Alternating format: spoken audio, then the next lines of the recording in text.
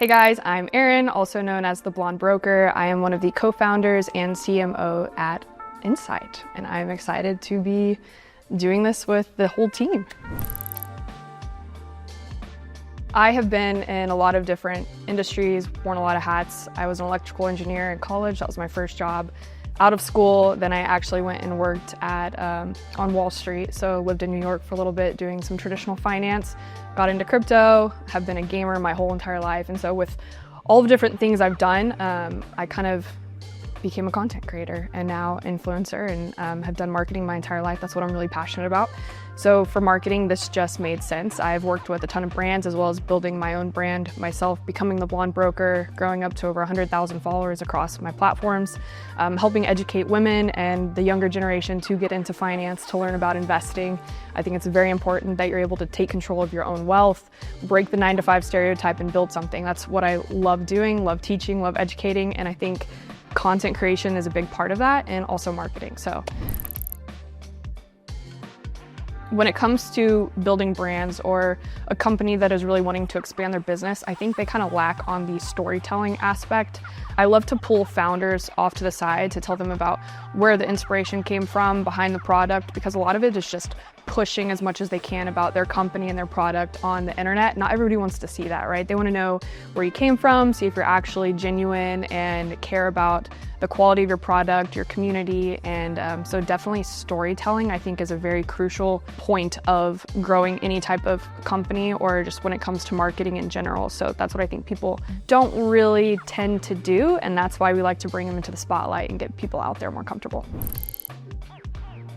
This is actually going to be probably one of the best companies I've ever had the privilege to work with. One, I love Julian. Julian's been a friend for a little while. I'm excited to get to know all of the other guys, but so far we've all had really good team chemistry. And that is something that I think is very rare in this day and age. I think everybody spends a lot of time online getting to know each other, very surface level. We're actually here in Dallas in person having our very first team meeting, and we're about to have a lot of fun today. We're doing media day, as you can tell. And I think the fact that we have a lot of creative control. When you work or partner with a company, you kind of, I don't know, some of the problems that you have that you might bring up, somebody else might already tell you to stay in your lane, work on it. I think with us at Insight, we're kind of all very equal, and equal in the sense of importance. We're all going to be able to talk about what we think is important client-wise, definitely the structure behind the company itself and how it's ran. And so very excited there to work with everybody.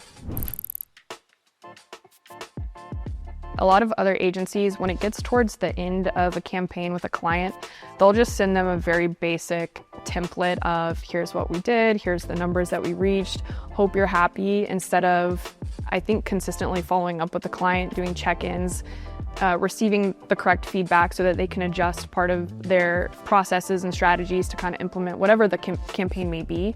So I think with that, I think we're going to take it above and beyond. I'm excited to see what we do as a team and how we handle our clients. I have full faith in every single person at Insight that they're going to be able to make our clients happy and stick with us, and that this isn't just a turn and burn type of marketing agency that's going to work on one campaign for a couple of months. We're looking for longevity and really high-end clients.